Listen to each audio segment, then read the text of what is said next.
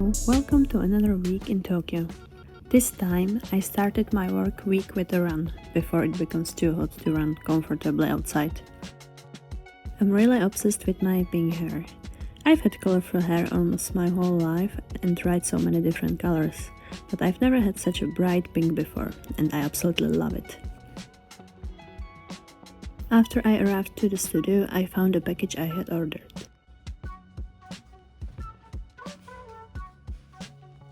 I bought this set of colored tattoo inks so I can experiment more with color tattoos again and create more colorful designs. This week I also had a few booked appointments as well as some walk-ins. I started the day with this insane dragon tattoo on the ear and then continued with tattooing one of my older flash designs that I've always wanted to tattoo.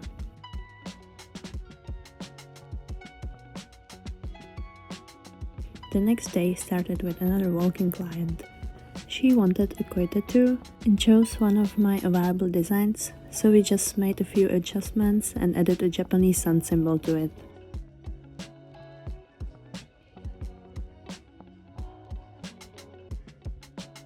The same day, I also had an appointment and tattooed this cute little candle design from my flashbook.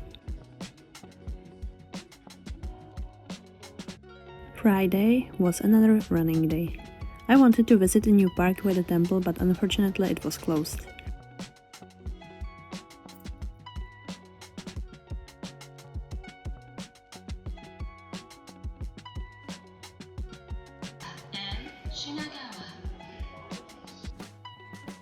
That day I was busy again and had 2 walk-ins and 1 appointment.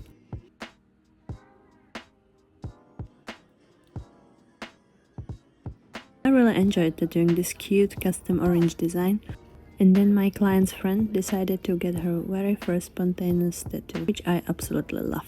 It was so much fun. One thing I love about Japan is that they have these little drinks for everything. And because it was Friday, I prepared my body for drinking with this Ukon no Chikara drink.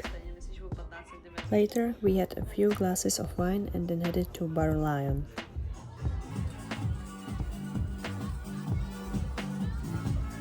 The day before, I skipped my usual Lawson shopping, so this time I went to 7-Eleven and bought these fluffy double pancakes. They were so good. I thought I'd only eat half of them, but of course I ended up eating the whole thing. The plan for today was to visit Asakusa, because this weekend the Sanja Matsuri festival was happening. It's one of the biggest festivals in Tokyo and takes place every May. The name Sanja means 3 shrines and honors the 3 men who founded the famous Sensoji temple. During the festival, you can see people in traditional clothing carrying nearly 100 portable shrines, mikoshi. The atmosphere was incredibly energetic and powerful, and I didn't even mind the crowds because everyone seemed so happy and excited to celebrate together.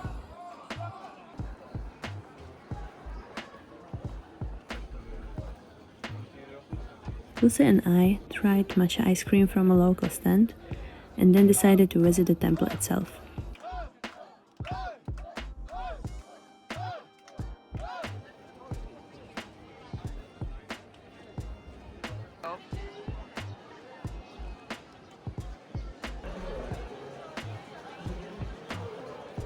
First, we drew our fortunes and I got number 95, which was a lucky fortune. Lucy wasn't as lucky, so she had to tie her fortune paper at the temple so it could be spiritually left behind there.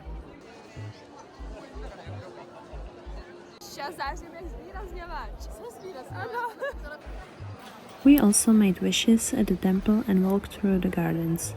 In another building, we were able to get goshuin, which are sacred handwritten calligraphy stamps given at the Japanese temples and shrines as a proof of your visit and worship.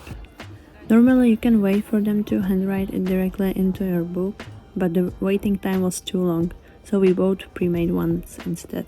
They're still so beautiful. You can collect them from temples and shrines all over Japan, and there are even special notebooks made just for them. Of course, there were food stalls everywhere during the festival, so we had to get takoyaki. Little octopus balls covered in sauce. I love takoyaki, but I think mostly I love the sauce.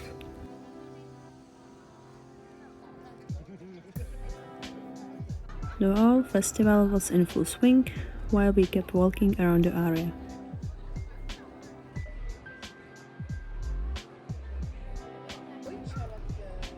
Later we stopped at this beautiful matcha store where Lucy got a matcha latte. I wasn't really in the mood for anything sweet or milky, so I decided to get coffee instead. Luckily there was a specialty coffee shop nearby and I tried coffee beans from Kenya, and they even gave me a little information card about the coffee, which I really appreciated.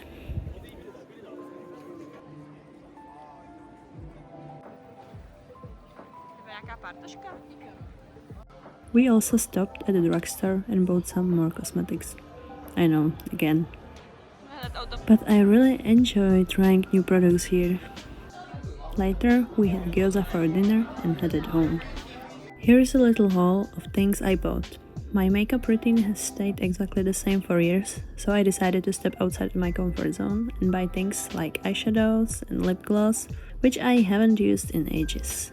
I also bought a new makeup remover and the really popular Kaina Nadeshiko Goodbye Pore makeup base, which is actually really good.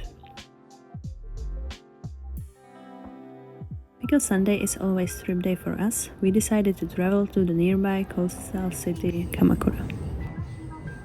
It's definitely more touristy, but it's only about an hour from Tokyo, which makes it really convenient for a day trip. Since we skipped breakfast before leaving, we immediately had to stop for my morning coffee at this cute little cafe.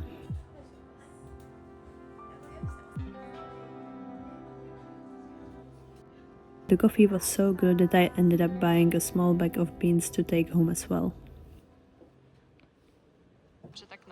We decided that for once we could fully embrace being tourists and started checking out souvenir shops.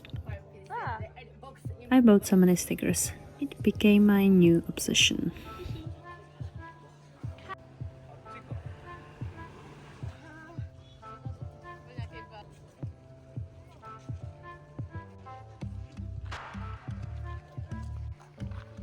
Like proper tourists, we also visited the large Tsurugaoka Hajimango shrine, which was absolutely beautiful. I bought an amulet there that's supposed to bring good work connections and luck. I feel like I already have both, but it's always better to be safe.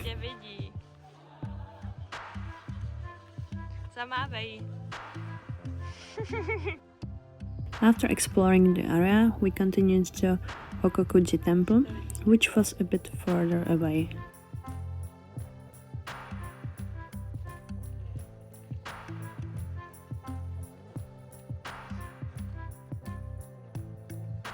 And look at these carp fish. They were huge. It looks slightly terrifying, and I definitely wouldn't want to fall into that pond. On the way there, we found this little place full of books, and the lady there started waving at us to come inside. They offered us tea and cake, and everyone was so kind that we couldn't really say no. We found out that this event is happening only once a year and is for all the neighbors. I was tempted to buy one of these books, but with my current Japanese level I could probably only understand one word per sentence. For now at least.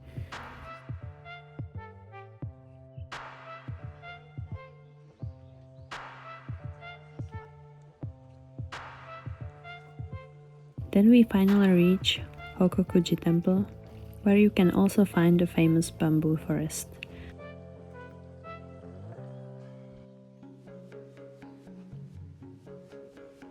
I absolutely love bamboo forests. They give me this strange mix of peace and chills at the same time.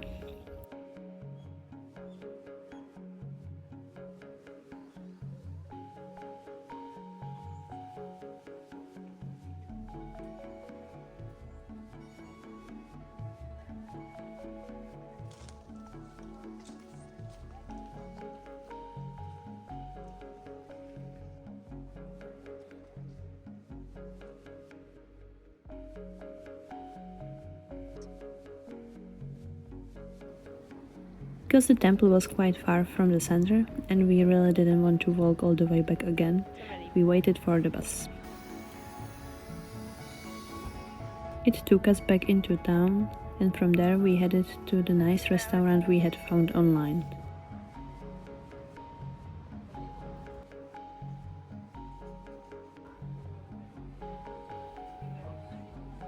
On the way, we discovered this interesting old house, and once we entered, we realized it had belonged to a famous Japanese writer. A lovely older woman started guiding us around the house and got really excited when she found out we were from Czech Republic, and later gave us some Japanese snacks. When we finally arrived at the restaurant, we found out it was fully booked and the waiting time was over an hour. But we were already starving, so instead we went to a nearby udon restaurant. And we were so glad we did it because it was excellent.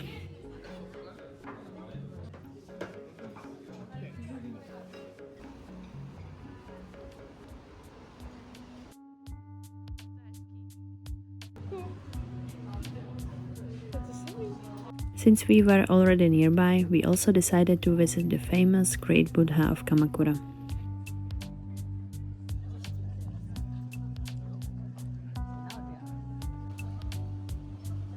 After that, we took the train toward Enoshima and got off a few stops later to walk to the ocean.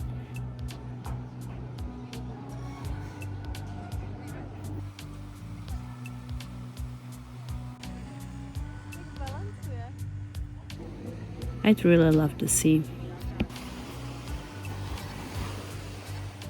The atmosphere was beautiful.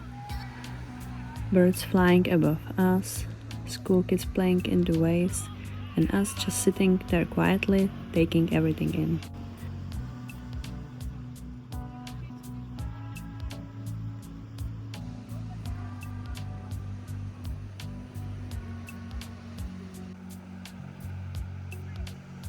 As the sun slowly started setting, Mount Fuji appeared in the distance.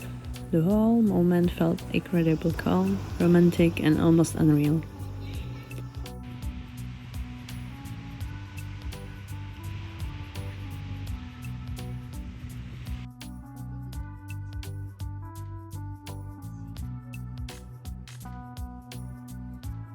Because we spent the previous day traveling, we decided to keep the next one more city focused and finally visited an exhibition I had wanted to see for a really long time. Hello.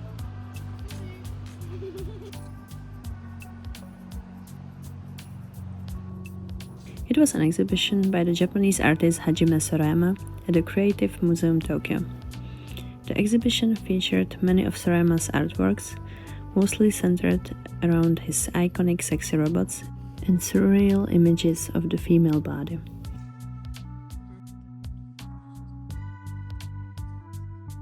If you have time, I definitely recommend visiting because it was really impressive.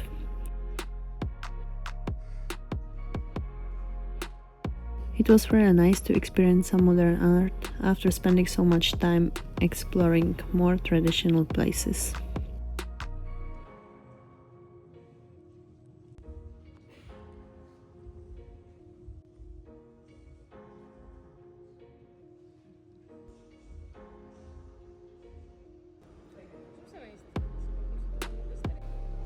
For lunch, we had katsu in the Tokyo station and then headed to the Jimbocho area and walked around a bit more.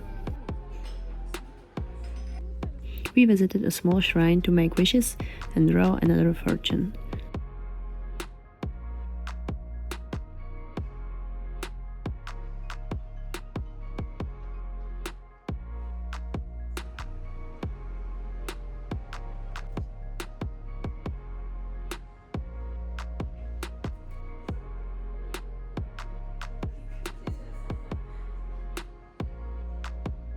Then I stopped for a cold brew coffee before we explored a few bookstores, where I bought these Japanese JLPT workbooks to focus more on the grammar.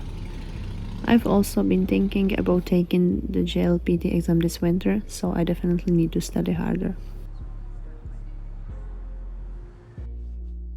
The next day, I finally went to the gym for the first time.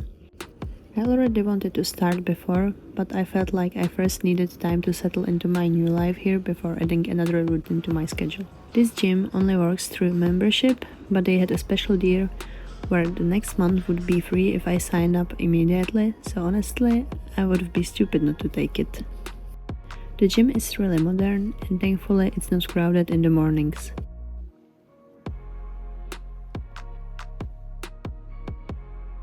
That day I decided not to use public transport, so I just walked around the city and eventually ended up in Koenji, where I visited a few vintage stores and stopped at a gallery cafe.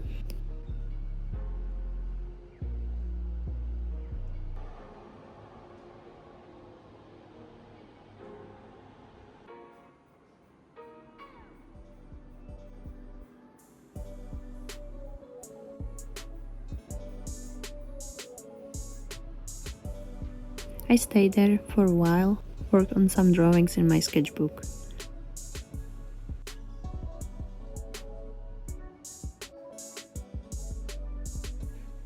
This slow little self-date was exactly what I needed. And of course, I also treated myself to a glass of wine.